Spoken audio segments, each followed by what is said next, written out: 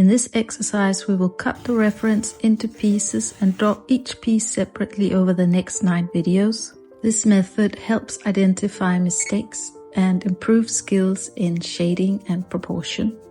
Following this series, I will take these pieces and show you how I use them as building blocks to create new expressive works.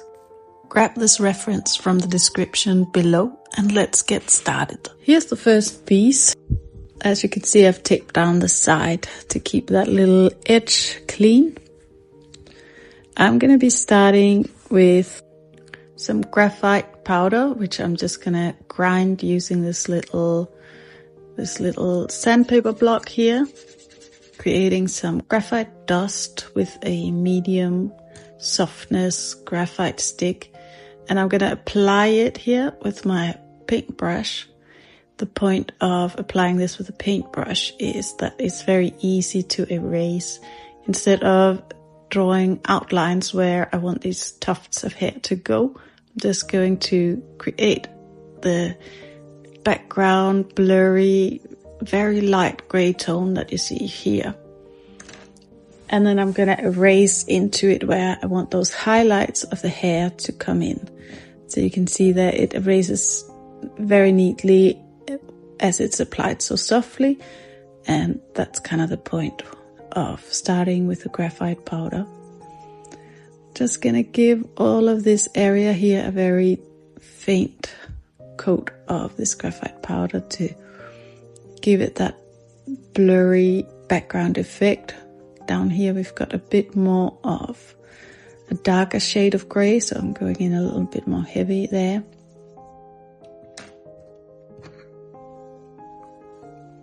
I'll use some PanPastel next to start adding in the darker areas of the hair. I love how rich the PanPastel gets applied with these soft tools here. And I've just ordered myself some soft tools from PanPastel to see if their brand is maybe a bit more durable or better to work with. I'm curious to see what the difference will be. But I love these ones. I ordered these off Amazon. And just getting these tufts of hair into place. Looking at how that just comes across. I find this exercise is very useful as well in terms of just getting a bit of exercise in for looking at proportions. And I'm just trying to get as much of these details as I can within this time limit of 10 minutes that I've given myself. So it's not a completely accurate, but as accurate as I can. I'll try to get all of those distances as right as I can. Now I'll go in the background here with a bit of a deeper shade of gray. As I can see towards the bottom of my reference, it starts to go darker. There's a little bit of a hair swirling around here. Just trying to get that shape into the picture.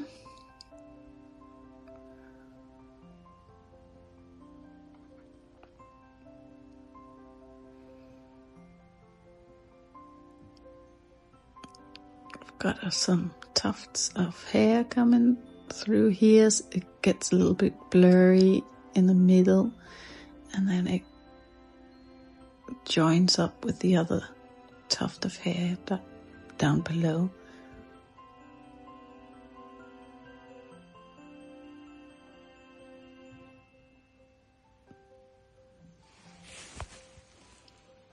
This is all quite out of focus, quite blurry, which makes this picture quite dreamy, and I like that. And these soft tools are brilliant for that type of marks. So I'm just going for it.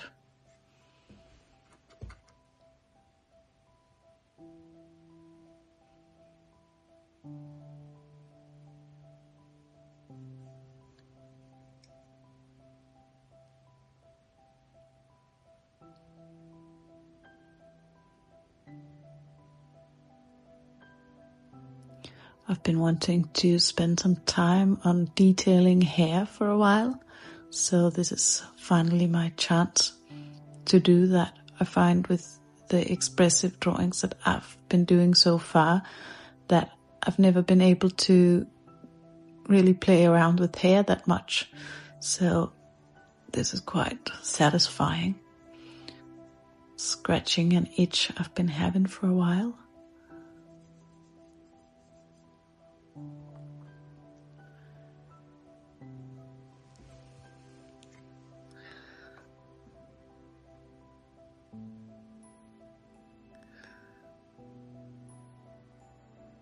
Trying to really get these little strands in the right place because I don't want to do too much erasing.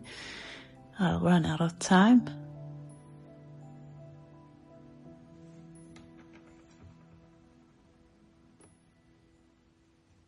But I've kind of got the overall shapes into place now.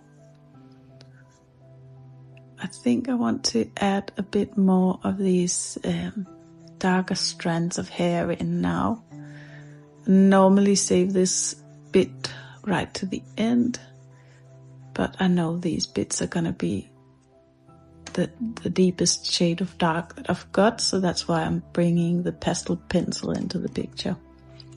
But really, before getting into the really darks, I would advise you to get these highlights in first. And that's what I'm going to do now using my Tombow Mono Zero eraser. I'm just getting a fresh piece in there.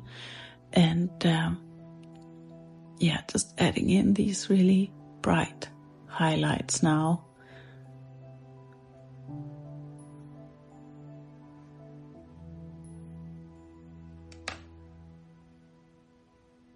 For the slightly bigger, more blurry marks of bright, I'm just going to use my regular eraser and bring that in here.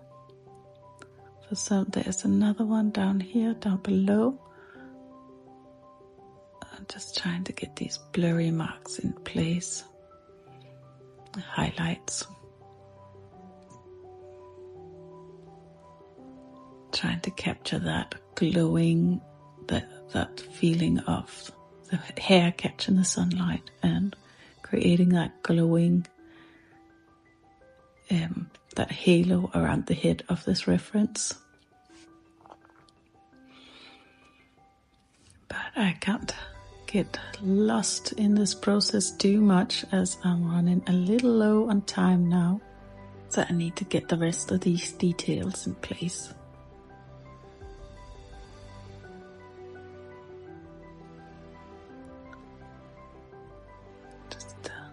Bit of Tombow Mono Zero action happening here. Getting all these highlights into place.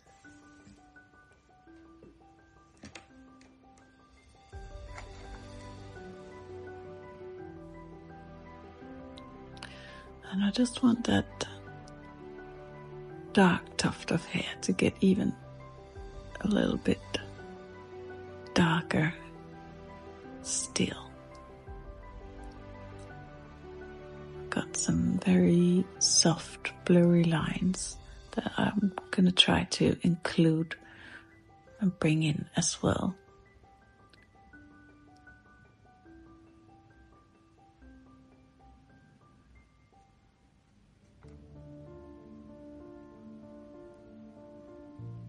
Just try to get it right down to the darkest that I can. And adding in all of the parts that I need for this picture to be complete.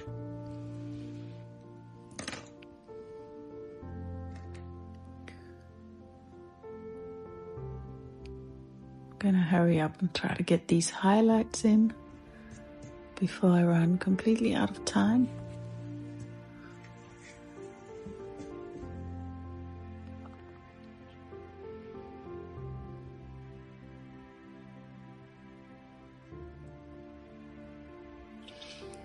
And again, I'm just using a regular eraser for this bit. I'm bringing my pastel pencil into the final bit here where I want to get the deepest darks in.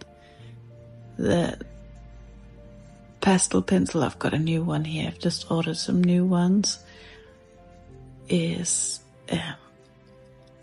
kind of my go-to for the darkest part of the picture as well. Either pastel pencil or some compressed charcoal to just really bring that depth into the dark tones of the picture, and kind of just trying to come really into those proper velvety blacks that I see.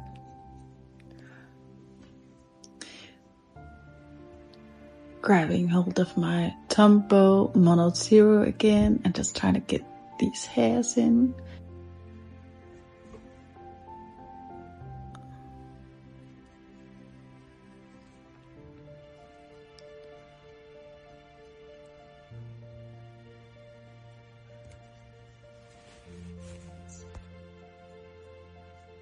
So I'm just trying to get those strands of hair in nice and quickly here towards the end.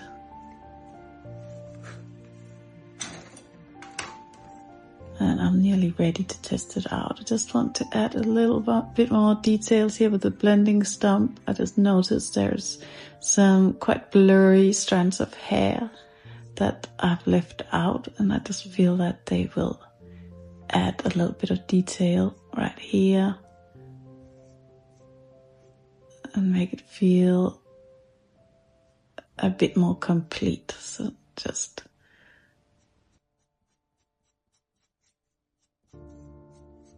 I just want to try to get as much detail in as I can.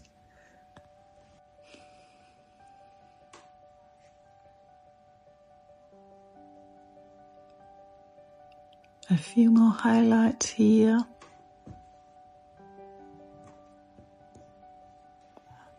There's a bit of one here that I missed.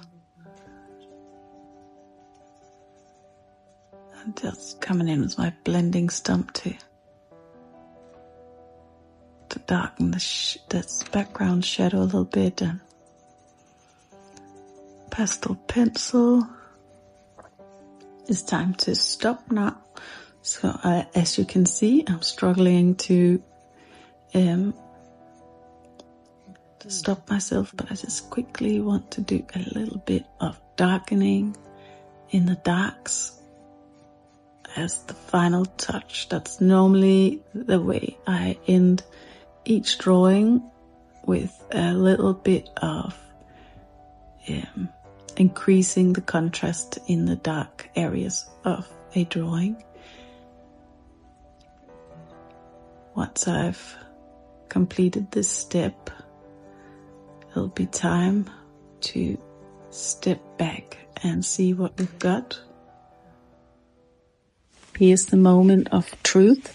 I'm gonna fit this piece that I've drawn into the actual photograph to see how well it holds up against the shade in the picture that I was trying to recreate. And I think this looks pretty good for 10-15 minutes of drawing. That's it for today's exercise. I hope you will come back and join me for the next pieces of this puzzle. If you like this content, don't forget to press subscribe. I'm always thinking of new ideas in order to improve my drawing skills, and I would love to share those with you, so I will if you come back for more. If you stayed here with me to the end, I would love to hear from you what you thought of this exercise. If you enjoyed it, thanks for watching. Take care. Bye.